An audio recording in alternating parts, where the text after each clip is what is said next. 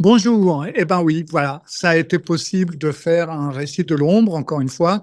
Comme vous pouvez le remarquer, je n'ai pas d'arrière-plan aujourd'hui et je n'en aurai pas sûrement les prochains, quelques épisodes parce que mon chapeau est parti avec les déménageurs et ben, je ne l'aurai que d'ici 2 ou 3 semaines, peut-être un peu plus et il est nécessaire parce que sans chapeau, j'ai mes cheveux qui font, derrière le fond vert, ça fait bizarre donc je préfère ne pas avoir de fond du tout.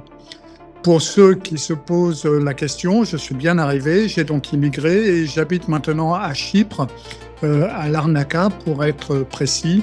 Et c'est de là que je fais mon premier récit de l'ombre dans ma nouvelle demeure. Bienvenue à Récit de l'ombre.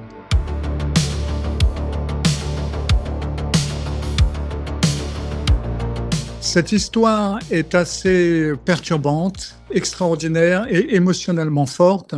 Et justement, pour bien comprendre ce qui se produit, on va être obligé de partir au début des années 60 pour vraiment comprendre le parcours des différents protagonistes et antagonistes.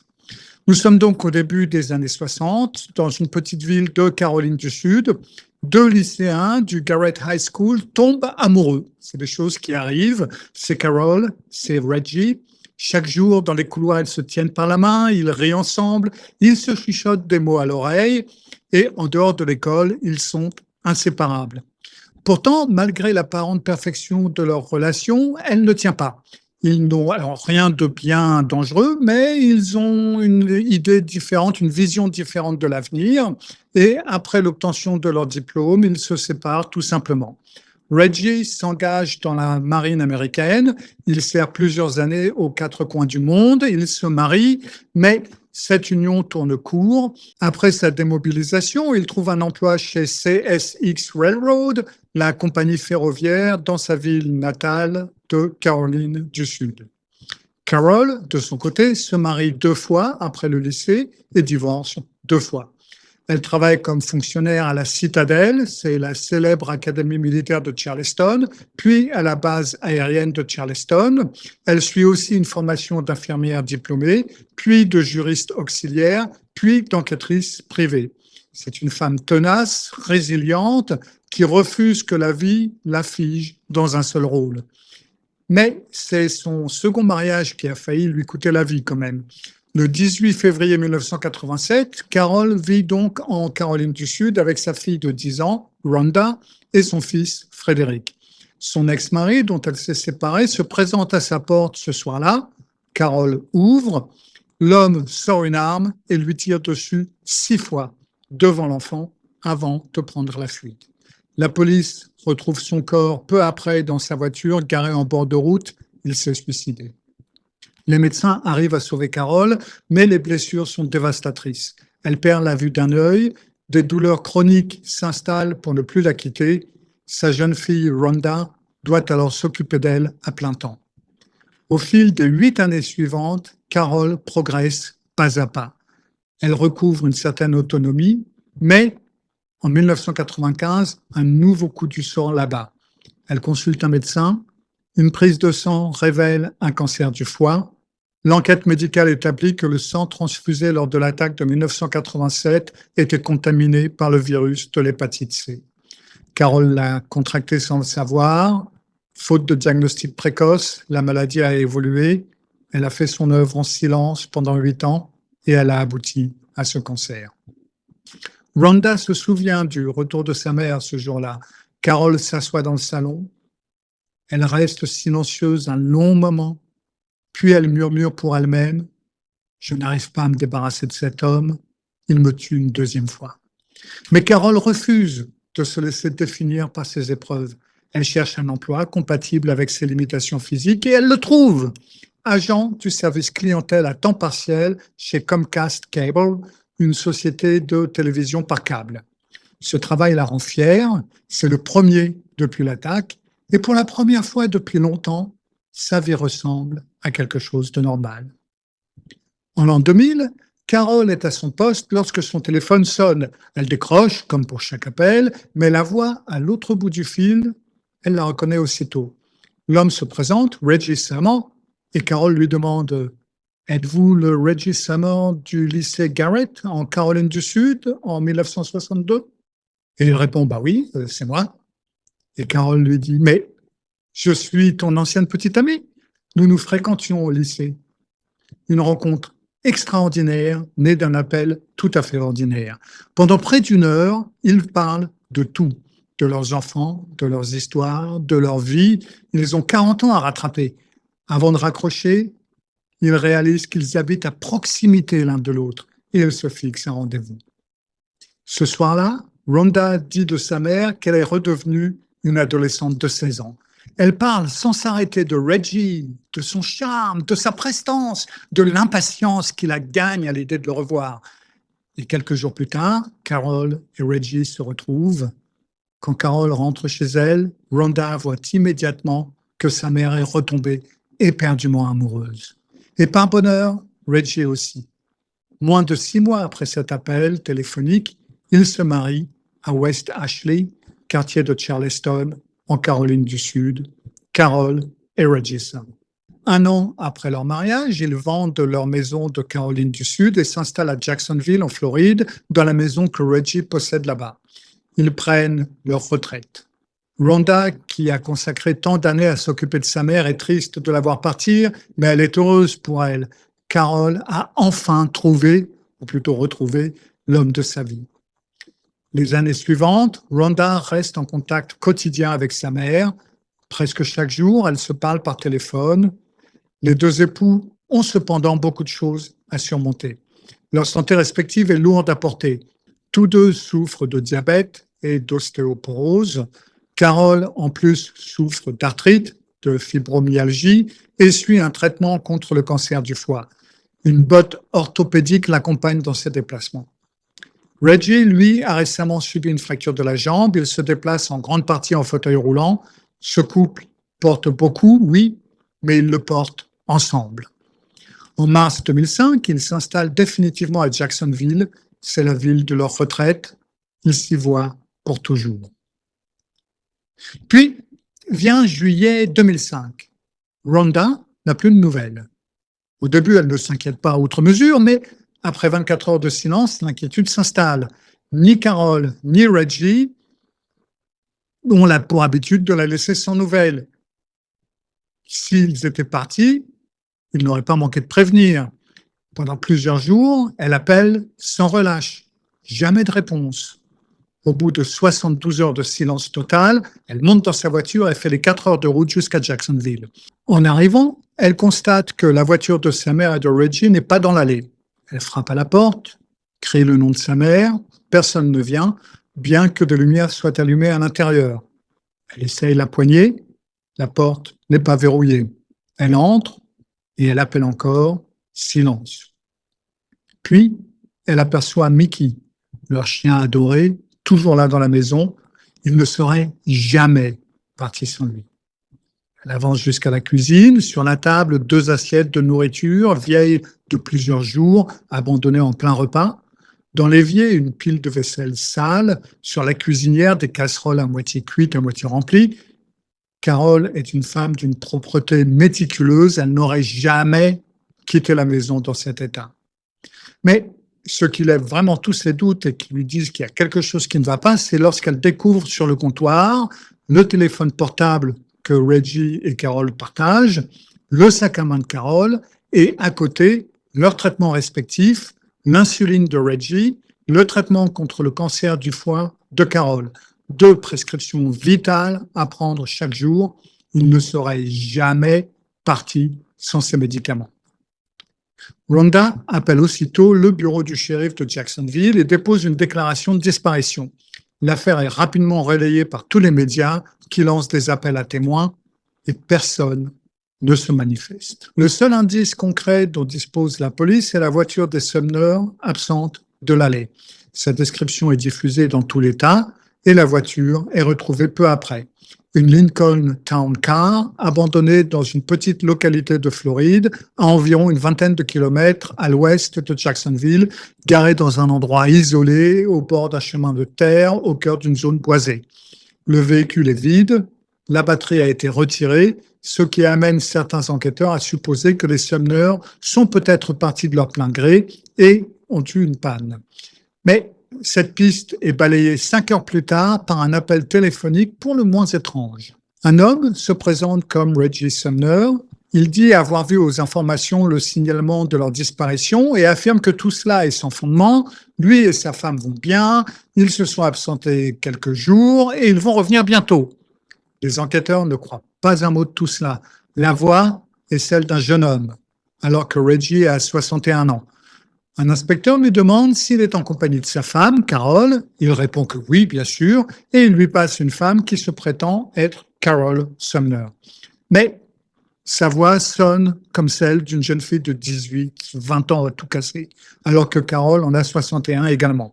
Elle répète elle aussi que tout va bien, qu'ils sont sortis quelques jours et que la police peut cesser de les chercher.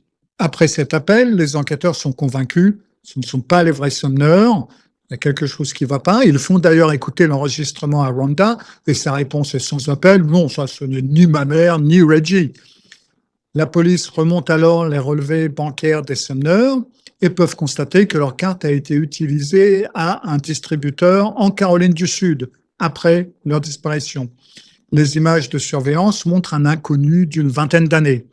En parallèle, la traçabilité du téléphone utilisé lors du faux appel révèle qu'il est enregistré sous un faux nom à une fausse adresse. En revanche, l'historique des appels de ce téléphone indique un contact récent avec une agence de location de voitures en Caroline du Sud. La police contacte l'agence et oui, un véhicule a été loué par une femme, son nom Tiffany Cole. Mieux encore, toutes les voitures de cette agence sont équipées d'un système de localisation par satellite et le véhicule est localisé dans un motel de Caroline du Sud. Au matin du 14 juillet, soit 6 jours après la déclaration de disparition de Rhonda, une équipe de police débarque au motel, obtient la clé auprès de la réception et ouvre la chambre. Les Sumner ne sont bien entendu pas là. En revanche, on y trouve 3 jeunes adultes. Tiffany Cole, 23 ans, son compagnon Michael James Jackson, 23 ans, et l'ami de ce dernier, Alan Wade, 18 ans. La chambre est jonchée de marchandises fraîchement achetées, ordinateurs, jeux vidéo, vêtements, parfums. On y trouve aussi les clés de la voiture des Sumner et la précieuse collection de pièces de monnaie de Reggie qu'il avait rassemblées toute sa vie. Les 3 suspects sont amenés au commissariat et placés en garde à vue séparément. L'évidence est là, ils ont un lien direct avec la disparition et donc, sous interrogatoire très serré, Tiffany finit par concéder qu'ils ont commis un vol et d'après elle, rien de plus.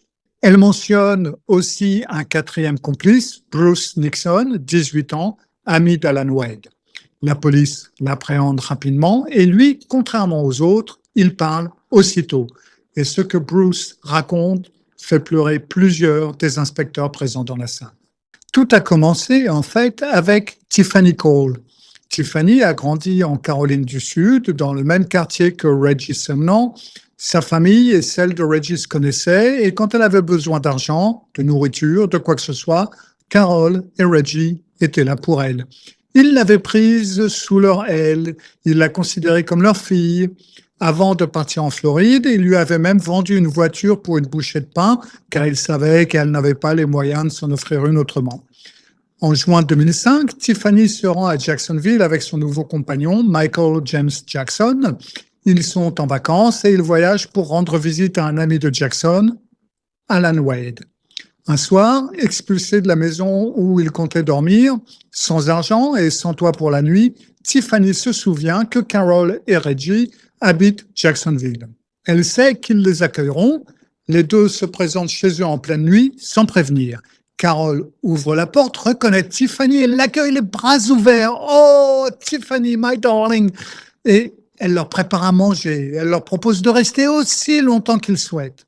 Ce soir-là, autour du dîner, Carol et Reggie évoquent sereinement la vente récente de leur maison en Caroline du Sud, leurs bénéfices, 90 000 $, de quoi financer leur retraite en Floride.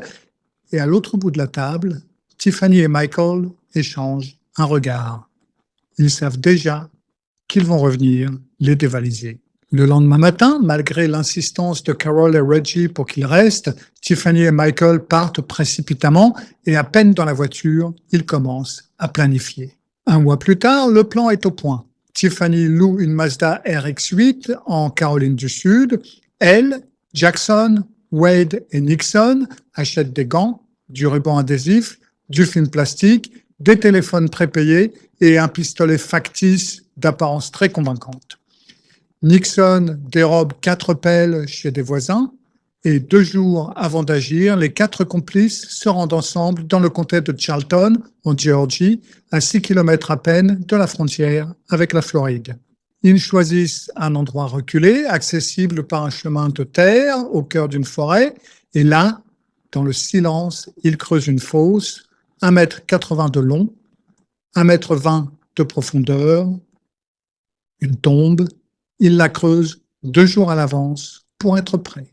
Le soir du 8 juillet 2005, les 4 se rendent en convoi jusqu'à Jacksonville. Jackson et Cole préfèrent d'abord ne pas être reconnus. Ils attendent dans la Mazda, garée un peu plus loin dans la rue. Wade et Nixon s'avancent jusqu'à la porte des Sumner et sonnent. Carol ouvre, elle ne les connaît pas, mais avec toute sa générosité coutumière, elle leur demande ce qu'elle peut faire pour eux. C'est exactement ce que Tiffany leur avait prédit. Les 2 hommes prétendent avoir une panne de voiture et avoir besoin d'un téléphone. Carol hésite un instant, puis elle les fait entrer. Une fois la porte refermée, Nixon sort l'arme factice et la braque sur Carol. Wade sort le ruban adhésif et le film plastique. Il ligote Carol, la bâillonne, lui bande les yeux. Carol crie. Reggie, dans le garage, l'entend et accourt. Il est aussitôt maîtrisé. Avec sa jambe fracturée et son état général fragilisé, il ne peut opposer absolument aucune résistance. En quelques instants, mari et femme sont immobilisés sur le canapé, la tête entourée de rubans adhésifs, une fente laissée sous le nez pour respirer. Le couple neutralisé, Wade et Nixon appellent Jackson pour l'aider à trouver les informations bancaires dans la maison. Il entre et avec Wade et Nixon, il fouille méthodiquement chaque pièce. Ils emportent la collection de pièces de monnaie de Reggie, le courrier, les relevés bancaires, plusieurs bijoux. Et pendant ce temps, Carol et Reggie sont assis dans le noir, immobiles, dans l'attente. Ils pensent sans doute que cela prendra fin dès que leurs agresseurs auront pris ce qu'ils sont venus chercher, mais ils se trompent. Une fois le pillage terminé, les 3 hommes décident d'emmener aussi les Sumner. Ils les relèvent, les font marcher jusqu'au garage et les enferment dans le coffre de leur propre Lincoln Town Car. 2 êtres humains, ficelés, aveuglés, enfermés dans un coffre de voiture par une nuit de juillet en Floride. Wade et Nixon prennent le volant de la Lincoln, Jackson les accompagne, Cole reste au volant de la Mazda de location. Les 2 véhicules partent en convoi vers le nord, traversent la frontière de la Géorgie et s'enfoncent sur les routes secondaires jusqu'à l'endroit qu'ils ont préparé 2 jours plus tôt en pleine forêt du comté de Charlton. La Lincoln s'arrête au bord de la fosse. Jackson, Wade et Nixon descendent. Cole reste dans la Mazda sur la route. Ils ouvrent le coffre. La température à l'intérieur dépasse largement les 40 degrés. Carol et Reggie sont trempés de sueur. Cette sueur a relâché une partie de leur lien et quand on soulève le couvercle du coffre, on les trouve enlacés l'un à l'autre, en pleurs, en train de prier. Les voyant si affaiblis, le groupe juge inutile de les réattacher. On les tire hors du coffre, on les jette à terre et c'est sans doute à ce moment que Carol et Reggie comprennent que Tiffany est dans la Mazda qui est garée là, sur la route. On peut seulement imaginer le déchirement qu'ils ressentent à l'idée que cette jeune femme qu'ils ont aimée comme leur propre fille, les a conduits ici. Jackson saisit Reggie, le pousse sur le côté et lui ordonne de s'asseoir et de ne pas bouger. Puis, il lui dit posément qu'il va le tuer, lui et sa femme. Les autres traînent Carol jusqu'au bord de la fosse, ils lui arrachent ses bijoux du corps, puis ils la poussent dans la tombe. Ils vont chercher Reggie et le jettent à son tour à l'intérieur. Dans la fosse, Carol et Reggie se repositionnent. Carol s'installe derrière Reggie, elle lui passe les bras et les jambes autour du corps. Elle le serre contre elle. Elle enfouit son visage dans son dos en pleurant. Jackson leur extorque les codes de leur carte bancaire. Depuis le fond de la fosse, Reggie supplie. Il dit qu'il va tout donner, que tout ce qui leur appartient. Il donne les numéros, les codes secrets. Jackson les note sur un carnet jaune. Il a maintenant ce qu'il voulait. Puis, sans raison apparente, alors que le groupe tient déjà tout, ils prennent une décision, la pire qui soit. Ils vont enterrer les Sumner vivants. Pelleté après pelleté, la terre tombe dans la fosse. Carol et Reggie implorent la pitié. Les pelletés continuent. La terre monte le long de leur corps. Elle atteint leur poitrine et comprime leurs poumons. Respirer devient difficile. Les cris se font de plus en plus rares et de plus en plus désespérés. Ils ménagent leur souffle. Quand la terre arrive à leur bouche, ils renversent la tête en arrière pour tenter d'aspirer de l'air, mais la terre tombe alors directement sur leur visage, dans leur bouche, dans leur gorge, et ils s'étranglent. Une dernière couche de terre les recouvre et ils disparaissent sous le sol. Mais leurs sons, eux, ne disparaissent pas tout de suite.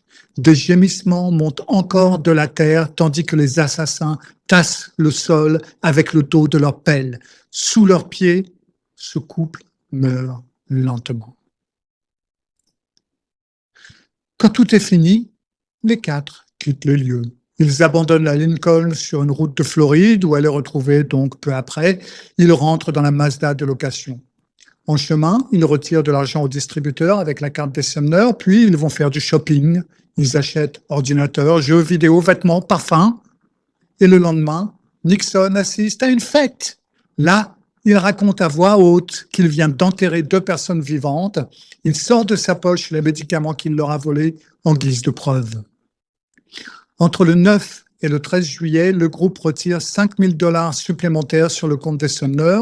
Jackson épuise même le plafond de retrait journalier et appelle la banque en se faisant passer pour Reggie Sumner. Lors de cet appel, il prétend que lui et sa femme sont partis précipitamment dans le Delaware pour des obsèques. Les autopsies révèlent que les 2 corps ont de la terre dans les narines, dans la bouche, dans la gorge, dans l'estomac et dans les poumons. La cause officielle du décès est donc asphyxie mécanique par ensevelissement, autrement dit, enterré vivant. En échange de ses aveux et sa collaboration pour guider les enquêteurs jusqu'à la fosse, Bruce Nixon échappe à la peine de mort. Il est condamné à 45 ans de prison pour homicide volontaire au second degré. Ce n'est donc pas un assassinat.